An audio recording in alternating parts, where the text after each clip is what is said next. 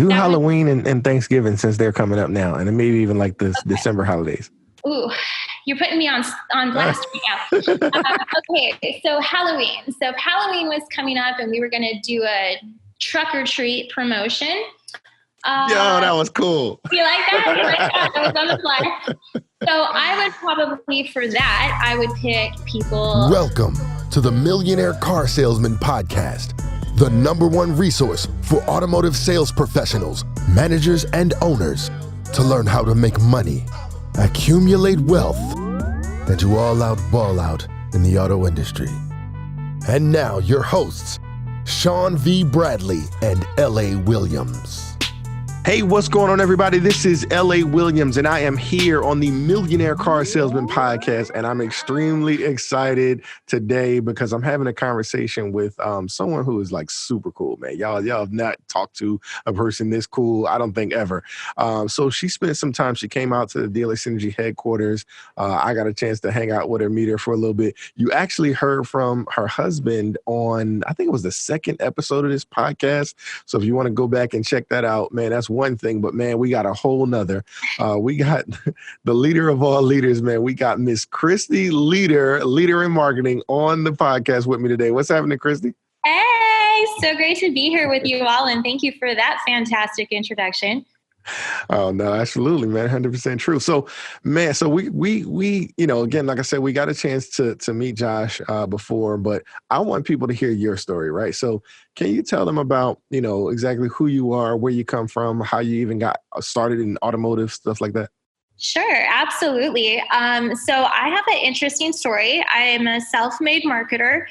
I went to college at Washington State University, go Cougs, but I studied communications, but marketing really was my passion. So I've always worked in really male-dominated industries, which is crazy because I'm a super girly girl. If there's anything girly out there, I probably own it or am about to. But I really got my start in the fitness industry. Everybody remembers the BOWFLEX Home Gym, I'm sure. I blew our televisions up over the late hours of the evening trying to get you to buy $1,000 piece of machinery. That became everyone's favorite laundry hanger.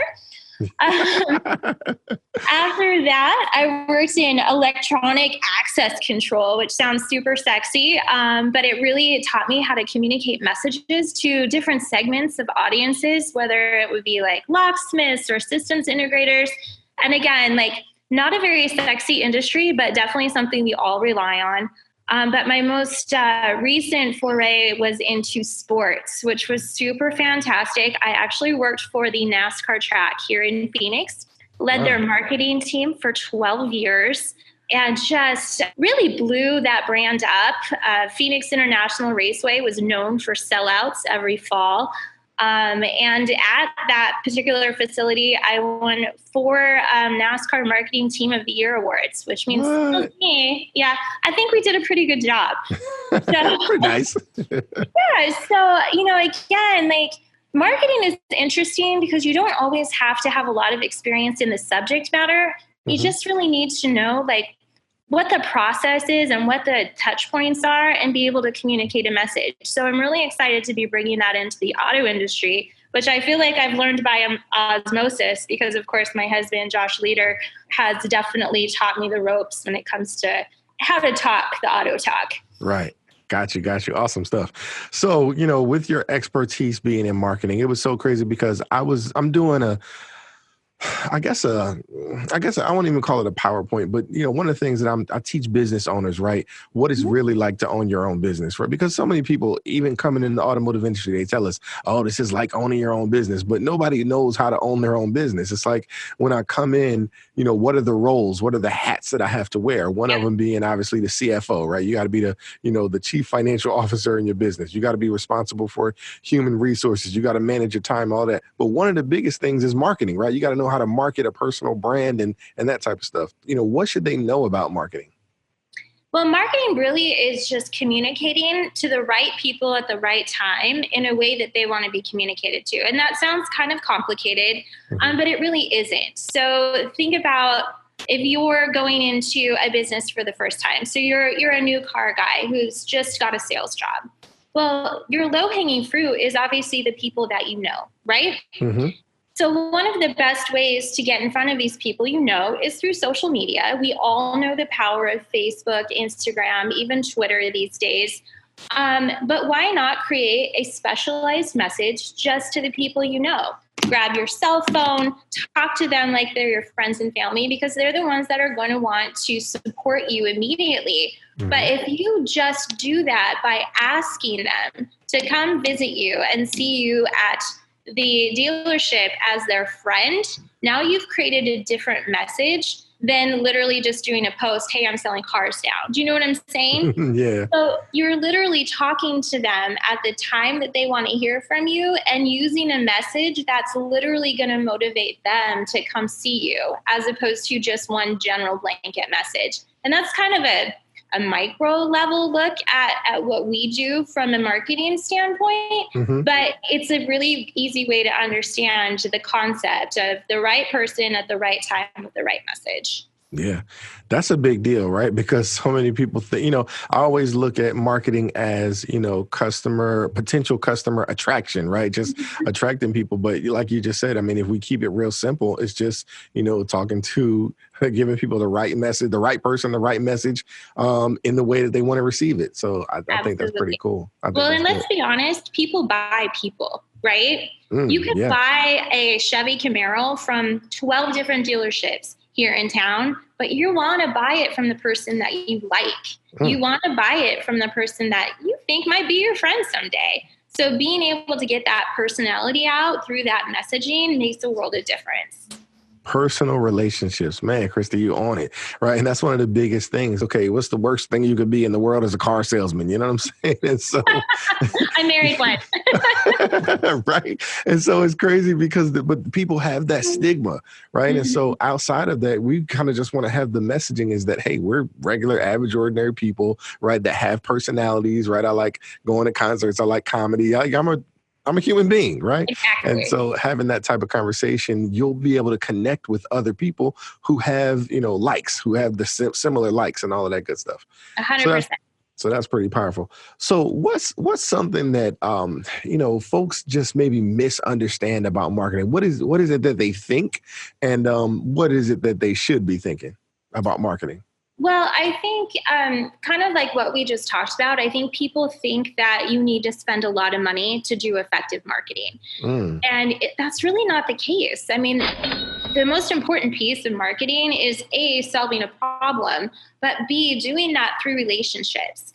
When I say relationships, I mean like making that relationship with the consumer so that when something goes wrong, it's not the end of the world, or they're not going to go and blow you up on social media and post bad reviews and things like that. Because people are way more likely to not only buy, but also be a little bit more compassionate if something does go sideways when it's somebody that they like. So I really think like relationship marketing is probably the key to success especially for businesses that are really relying on those consumer touch points. The other piece of that too, if somebody likes you, guess what? They're going to tell their 20 best friends to come see you too. But that can also happen in the reverse. So make sure that those relationships are positive. Make sure you're marketing yourself in a truly authentic way so that you come across who you truly are. And then continue to build upon those relationships. Just because you sold a car to Katie today doesn't mean you can't touch base with her in a year. Make sure she still likes that car. And if she doesn't, oh my gosh, come on in. Let's hook you up again, And so continuing those relationships is such a huge part of marketing. And I think it's one that gets underutilized. Yeah, absolutely. I'm with you on that one. So here's the thing. I mean, you're killing it right now. Look, we ain't even spoke that much, right? And we're only a couple minutes into the podcast and you're really giving some value. So today you're a leader in marketing, but there was a time before all of awards and accolades and things like that you weren't necessarily. And so you might have made some mistakes in marketing. You weren't thinking the way that you're thinking now. Can you talk about, some of the things that maybe the mistakes that you made, one of the biggest mistakes that you might have made in marketing, like because you were thinking a certain way and what you did to maybe fix that?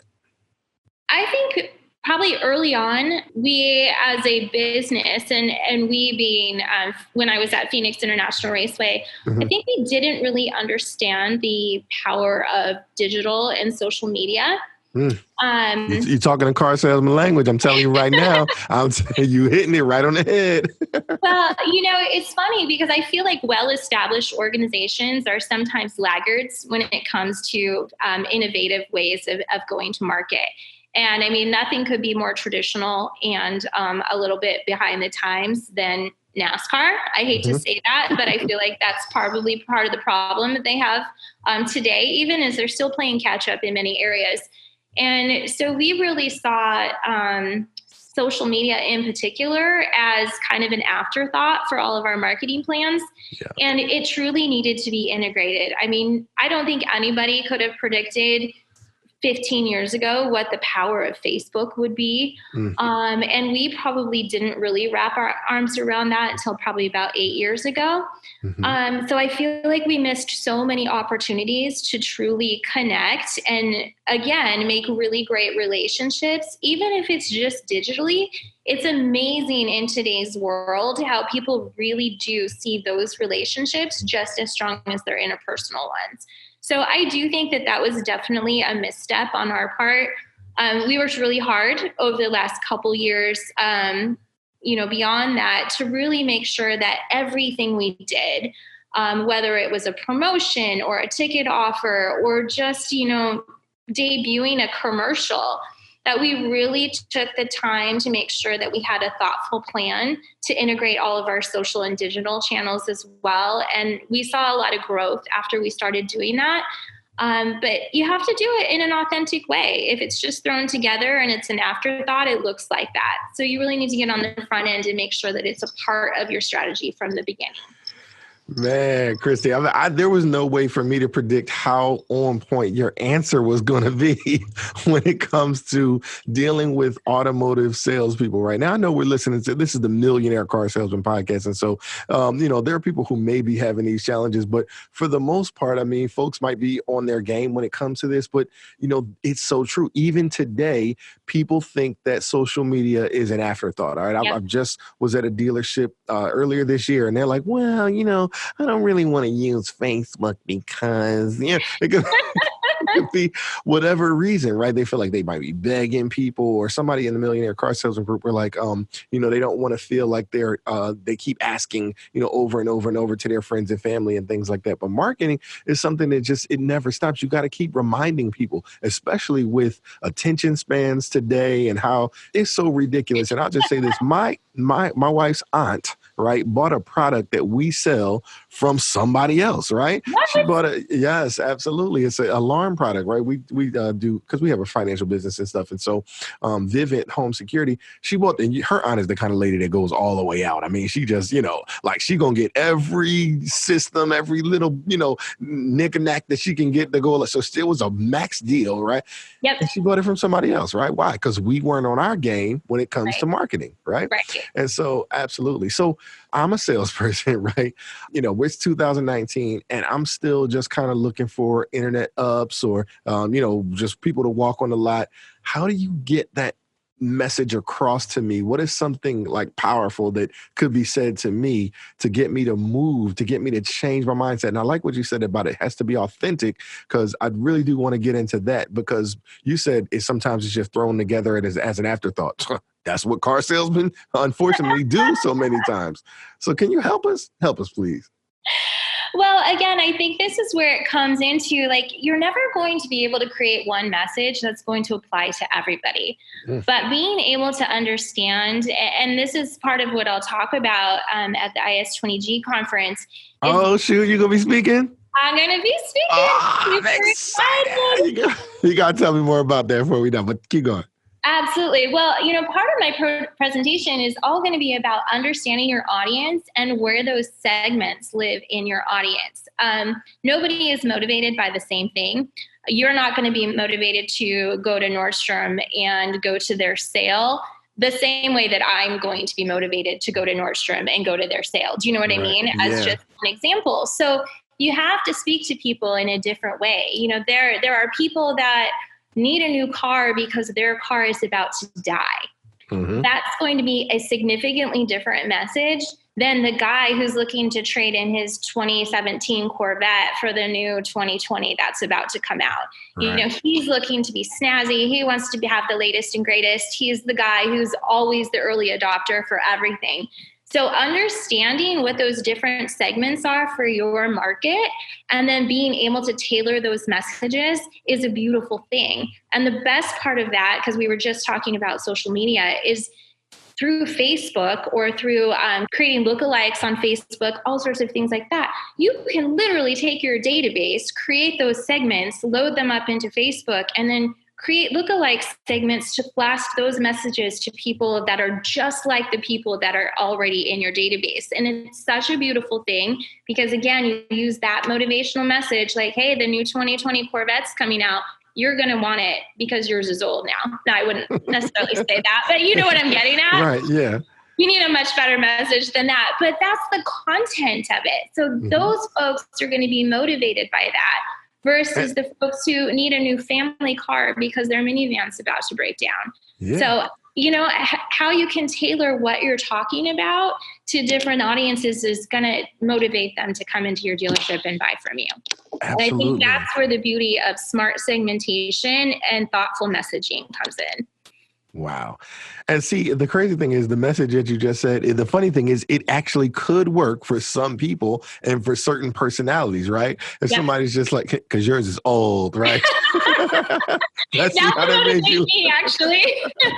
So I'm saying, so it just made you laugh, and that's going to work on a portion of your audience, and I'll say for a portion of salespeople, because of their personality and how they act, right? You got the tattooed sales guy, right? He can get away with saying certain stuff that the grandpop sales guy is just different, right? Exactly. Same thing the other way around. Now, here's the thing. So you're really giving us. I mean, you said some language that I didn't even really kind of go all the way. What'd you say about, you said smart messaging, and what was the other one? Oh, smart segmentation. Smart segmentation and thoughtful messaging. Okay, I get the thoughtful messaging, right? So here's the thing. So obviously, again, we're talking to the millionaire car salesman, and some people really get what you're talking about, right? I know the guy, one of the guys who I just mentioned, I know he'll get what you're talking about. But some people will be like, lookalike audience, like, what in the world? That is way complicated. That's way over my head. Like, and even for me being totally blind, like, I like Facebook ads, I want to get into it, but it just seems daunting. And I'm like, how do I get started? So can you kind of like rewind a little, kind of break it down to a simple thing? Okay, I'm just your average dude who, I'm on Facebook, I say hi to my friends and stuff, but I don't know how to get none of that stuff started. How do I do that? So there's actually a fabulous part of Facebook that allows you to go in and create ads.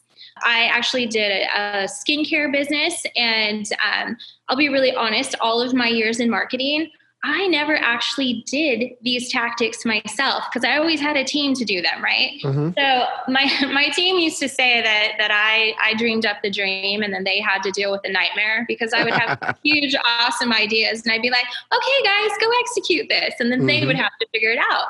So I started this little skincare business, and I wanted to do some of these fantastic dream scenarios that I always did, but I didn't know where to start either. So I've actually been through that scenario before. But Facebook makes it so easy. And you go into their business ad little area of their website. Oh, business manager is what it's called. So I can't just be like a regular person, like a regular page. I have to have a... You can actually do this on your own page. Okay. So I think it's over in, if you go to settings, there's actually like an ad manager that you can turn on, I believe even from your own personal page, if there was something that you wanted to promote.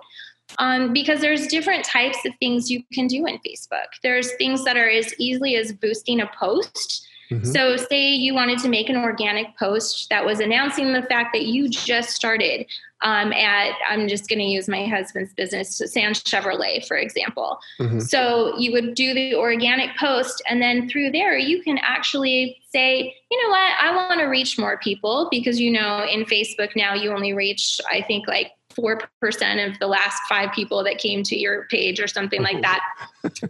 So through this, you can actually say, I'm going to spend $20. I'm going to boost this post and let me see how far I can go. And with that, it'll pretty much, if it's your own personal page, you could probably hit all of your contacts in less than $20, which is super, simple and easy to do. The next step of it would be to create an ad. So all you have to do is just like creating a post, except for you do it through this little ad manager module. And then you can actually pick attributes of who you might want to see this. So say Labor Day is coming up and your dealership is going to do a great rebate on trucks for Labor Day. So if I was going to do a post and I wanted to get in front of people, especially for Labor Day, considering it's very red, white, and blue, Mm-hmm. I would probably go in and you can target people that are interested in certain things. So I might target people that are interested in military. I might target people that have checked themselves to be veterans. Another synergy that goes along with those two things are people that like classic rock. So there's all these categories of things that you can actually choose. Do Halloween and Thanksgiving since they're coming up now, and then maybe even like the December holidays. Ooh, you're putting me on blast right now. Okay, so Halloween. So if Halloween was coming up and we were going to do a truck or treat promotion. Yo, that was cool. You like that? That was on the fly. So I would probably, for that, I would pick people who have children. I would say people that are in probably like sports, people that like country music, because we're focused on trucks. Mm-hmm. And then perhaps people that are interested in football. So now you're going to get your sports fan, your country music fan, and you're going to get families, because I feel like a lot of times families are ones looking for trucks because they need to move a lot of stuff, right? Mm-hmm. So those are probably some segments that I would focus on for a Halloween type promotion. You said Thanksgiving? Yeah, why not? Because that was so good that I might as well say, go ahead, yeah. Let's see, what could we do for Thanksgiving? Because Black Friday's right after that too, so. Oh man, I love me some Black Friday promotions. Let's see, so for Turkey Day, let's say a truck full of turkeys. I don't know. It could be, yeah. And that even kind of translates into the holiday season, right? Because that's, Hanukkah, Christmas, that whole type of thing. So this is really good stuff. Absolutely. There are so many fun promotions you can do for the holidays, which is fantastic. But if we're going down this road again, so for Thanksgiving, I would definitely target families. I would target people that like to take road trips. Mm-hmm. I would also target people that have maybe checked in to, 10 plus places over the last 60 days, because that means they like to go around a lot. That's deep. Thank you. But again, this is just an illustration of you can be creative and you can literally drill it down to very specific types of people that you want to get in front of. And this just goes back to our segmentation conversation. It's a different way to do it, but still the same tactic, just in a different medium. Wow. So by being able to do that, and then here's the great thing too, say you test this, right? Mm-hmm. And say it gets sent out to 435 leads, and of those you actually got 100 engagements. That's pretty good. That's a really great response rate.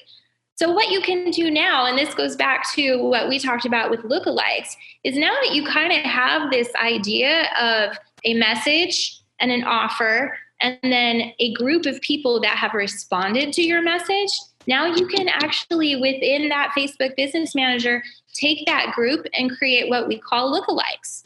So you now have this little database of people that have interacted with you. You can go then find people that look just like them and resend the exact same ad to them. And that is the beauty of Facebook. That is using somebody else's information for your own personal gain, which sounds really shady, but it's awesome at the same time. Yeah, absolutely. Because I don't think it's shady at all. My thing is that, hey, if you, responded to my situation, maybe I want to find somebody else who likes all the girly stuff in the world, because, they, what I'm saying? Then she'd probably be my customer too. If Christie likes me, then, whether it's just somebody else, another name, right? It's going to like me too. So I love it. All right. So let's talk about this, because one of the things I think that happens sometimes, and millionaire car salesmen get ready to be upset with me, right? Because I think sometimes we make it too simple, right? So you were doing the thing in NASCAR, you won like 4 different awards. What's one of the greatest ideas that you came up with that doesn't have to do with automotive, but it was marketing, a great idea, something that another company did? And what I want the Millionaire Car Salesman listenership to do is to take and see how you can flip that, right? Because everybody's going to flip it differently. So what's a different idea that was like huge? It was great with marketing and it just panned out so well. What's something like that? There's been so many. I mean, I was there for 12 years and we did so many fantastic things. I think, so we definitely had a challenge. I think it was back in 2009 or 2010 in that Phoenix was known for having a night race in the spring that everybody loved. And then we had this fantastic semifinal race in the fall. So one was about competition and the other one was about, we called it Bright Lights Big Party, right? It was under the lights. It was a Saturday night. Everybody just came in like with all their best friends and it was like really a drink fest. It was a super fun event. But we had a challenge in that the pavement was falling apart and we were going to have to repave the track. And unfortunately, there wasn't enough time between our April night race and our November championship race to get that done. So they were going to have to move that night date. And unable to do that, it had to go earlier in the season. And then it was too cold to have a night race. And the TV partners didn't want to have one at that time. So they changed our race to a day race, which is not a big deal, but when you have 2, and if you have 2 races that are kind of exactly the same, but one is early in the season and the other one's a championship race, the first one becomes like a non-factor, like nobody wants to go. Right. And not only that, they put us in the middle of Vegas and California. So you had 3 races all within 4 hours of each other. And ours was kind of a who cares because they could go somewhere else cheaper and they could come to us in the fall. So regardless, we had to make it fun. So we were trying to figure out how to make this whatever race fun. And it was our first one. And so we were playing around with this concept of go, like everything is about the go. Where are you going to go?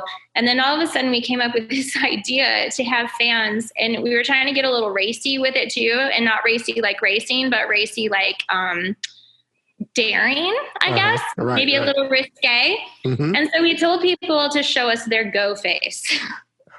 Shoot. So what we did with this is, you can do that easily on social media, but we wanted to make it bigger than life and do something really fun with it. And we have in Phoenix and in many markets now, they have digital billboards, right?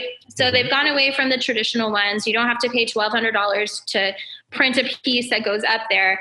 And it's all digital. And what's the beauty of it, and most people don't know, is these digital billboards, you can literally change the message on them every 10 minutes, every 20 minutes, every hour, however often as you want. They don't charge you for it. Wow.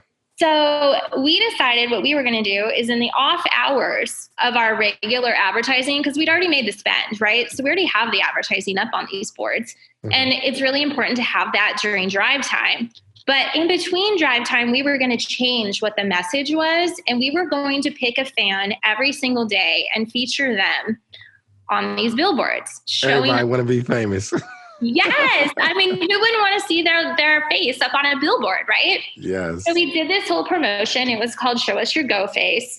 And people sent in the most amazing pictures I've ever seen. Like these people got super creative and it was honestly really hard to pick them every day.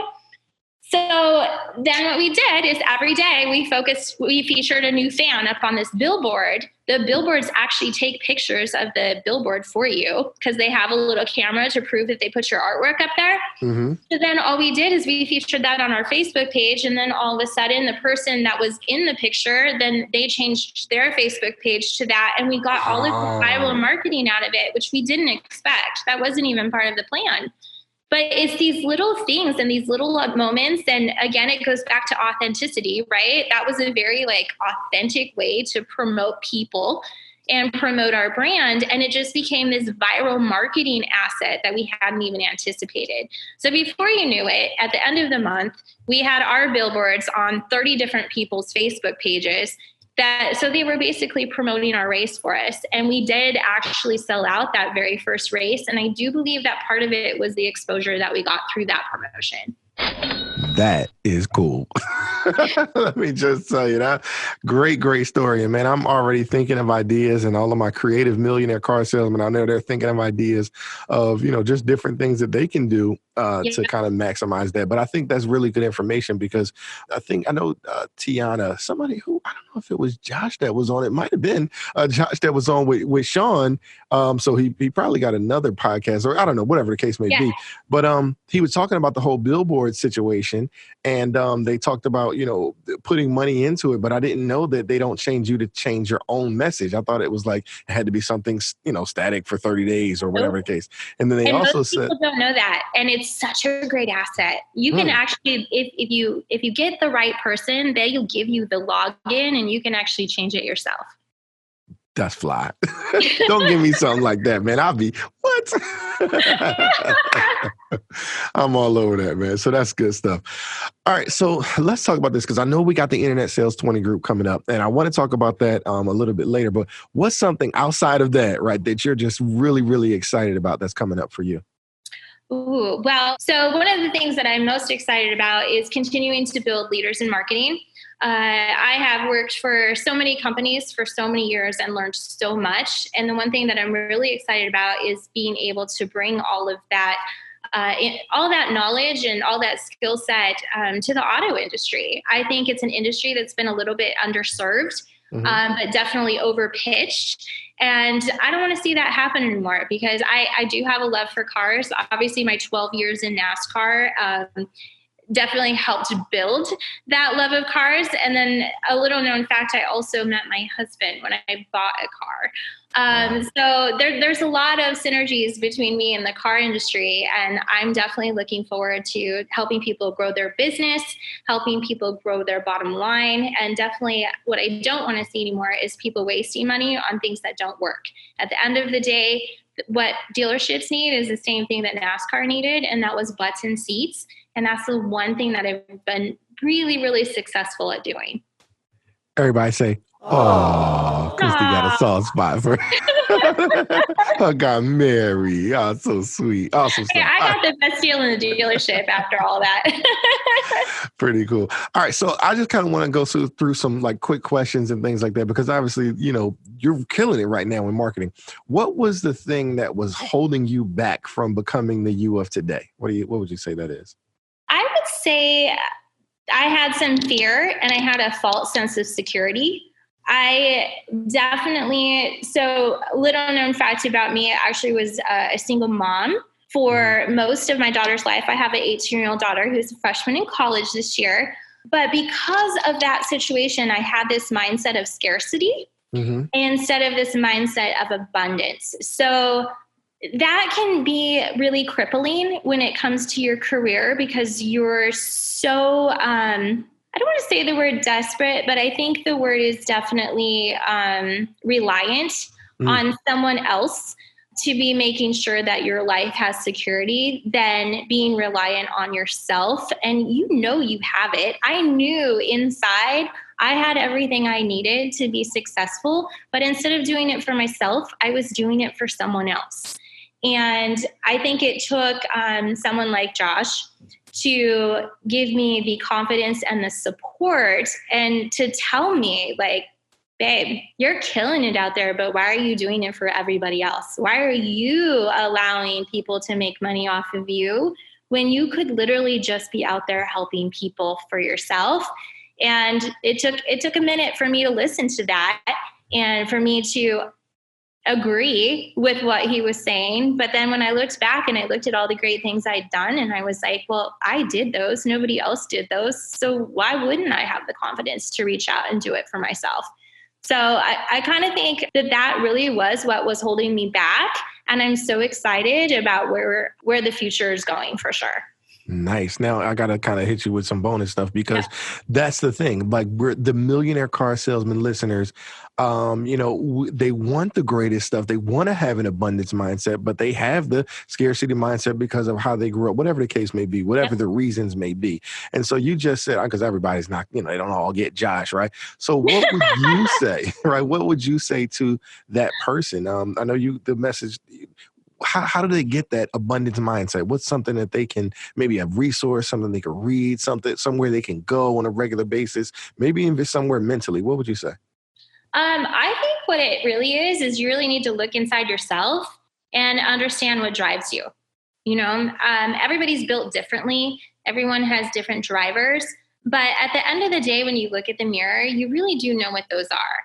So my two drivers in life are passion and prestige. And I know this because I've taken 1,000 of those personality tests, and they always land in the same place. I'm an influencer, and I'm driven by passion, and I love things that are prestigious. Like, I like to know the greatest restaurants, and I like to have the latest purse. And yes, I would like to have the 2020 Corvette because mine is old. Oh, wait, I don't have one. But here we go. Oh. But, I really think it just requires like looking inside yourself and being honest with yourself. Like, hey, what do I want in life? And if what you want in life is to work for someone else your whole life and be comfortable, that's totally okay. And you have to be okay with that too. But if being your own boss and increasing your earning potential and, being in charge of your future is important to you, then you need to harness that and go with it. Put a plan together that's going to get you to where you want to be. And I think that's the step that people miss so much. A lot of people have a lot of aspirations, but they don't necessarily put that plan together to dictate where they're going to go and how they're going to get there. Cool. Good stuff, man. And so you really just gave us something deep about those personality tests. I don't know if you have one of your own or one of your favorite ones that really tell that, because I think people would want to take one. Sure. And so text it over to me and I'll drop the link to it in the show notes. Okay, and that way I will people do that. can take their own personality test. Sure. Personality test. So what's the best advice you've ever received from, outside, I know you just gave me one from Josh, but what's a great piece of advice you got from someone? I'm funny because I've already shared, I'm real big on relationships, and I tend to keep relationships even after I leave places. Mm-hmm. And one of my bosses always told me to never forget the people that brought you to the table. They're always going to be your biggest advocates in life because they saw something special in you. And that has always sat really well with me. And I've always tried to remember that. So when you look at different segments of my life, like for instance, when Josh and I got married, I had my best friend from elementary school there, my best friend from high school there, my best friend from college there, and then pretty much someone from each of the jobs that I had throughout life. Wow. Because from each part of my life, I learned something different, not only about myself, but just about life in general. And I think it's really important to remember the people that got you to where you are today. Yeah, it's a big deal. And I think you actually just put a different spin on it, not necessarily just the people who, remember who you are, remember where you came from, but the people who helped you and, kind of pulled you forward or pushed you forward, whatever the case may be. So that's good stuff. So what's a personal habit that you have that contributes to your success? What's something that you do maybe consistently that, folks might be able to use for themselves? So it's funny because I've always been an early adopter when it comes to technology, like got the newest iPhone, I'm on all the apps, all of that kind of stuff. But when it comes to planning and like daily tasking and prioritizing, I am old school as can be, and I have to write everything down. Okay. It is the way I learn. It's the way I remember. It's an easy way to reprioritize all the time. So I literally still have a paper calendar that, has got week by week and day by day, so that every day I can go in and literally reprioritize my tasks from the day before. And then I always leave some open space for things that are going to pop up that day. And that is what has made me, I feel, most successful, because I just don't forget anything because it's been written down. Yeah, really, really good stuff. And so, since you said something about being an early adopter, I'll ask you this question. What do you know about that TikTok thing? I kept hearing all getting these emails and all that. What is it? Tell me, what do we know about that? So I'm too old for TikTok. I heard about kids. What is it? I don't know what it is. So TikTok, I think, is kind of like replaced. There was like a song app that all the kids are doing too. But it's definitely video, and all the kids are using it to try to make things that will go viral. Like, they don't even care what they're doing anymore. They just put some actions and a little music to it, and they're trying to make themselves viral. I think it's a really great place for companies to be, especially if their targets are Gen Z. Mm-hmm. But that's who you're going to get. You know, you're going to get those younger kids. So brands like Dutch Bros, maybe even younger car brands that tend to focus on millennials and Gen Zs probably want to be in a place like TikTok. But I'll be really honest, that's all I know about it. I know it's there, and I know that the kids love it, and I see commercials for it all the time, but I have not dabbled in it at all. I'm a Snapchat user. That's about as far. Got you. So cool. So maybe we could dive into that a little bit too and talk about how, you know, internet millionaire car salesmen can use Snapchat, but just talk about one of your favorite internet resources or apps, something that, you know, kind of helps you succeed. Sure. I don't have specific ones from like a productivity standpoint or anything but like as a marketer, it's always really important to be in touch with like the latest trends, the latest news topics, so you can really capitalize on those types of things. So honestly, like my two must look at every single day. The first thing I do every morning, I go to Twitter. Okay. Twitter is the most amazing news source ever. I know not everything you read on the internet or on an app is true, but at the same time, it gives you an idea instantly of what's trending in your market, what the latest topics are for the day. And there's always something weird that pops up that sometimes from a brand, you can take advantage of that. We used to do a lot of that stuff at NASCAR because there was always like National Ice Cream Day or, you know, Happy Donut Day, all sorts of things like that. And a lot of times, like, they're randomly just popping up. And then all of a sudden, you know, there's 30,000 engagements on hashtag Donut Day. And why not try to hop in there and take advantage of that, especially with NASCAR, donuts, burnouts, like there was all sorts of synergies you can do with that.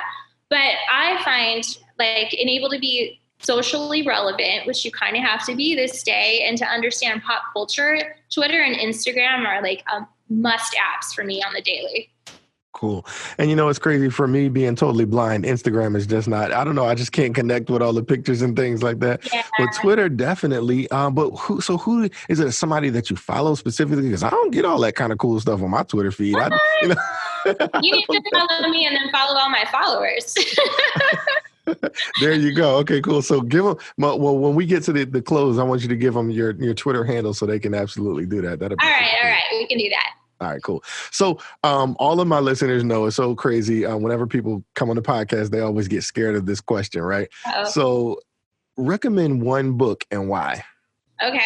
So my favorite book, and it's funny because I had never heard of it before probably 2.5 years ago, but it's an older book. It's one that's been around for a while, especially in the business world, but it's called Who Moved My Cheese? This is like the second time we got this recommendation, and I don't know if it was last week's podcast, but it might have been one before that. Matter of fact, so this is good. This is really good. I feel like, you know how you think you're like the first person that's ever bought like a certain car, and you buy it, you see it all around, and you're like, oh man, I never noticed that before. I feel like that's activating system. Yeah, exactly.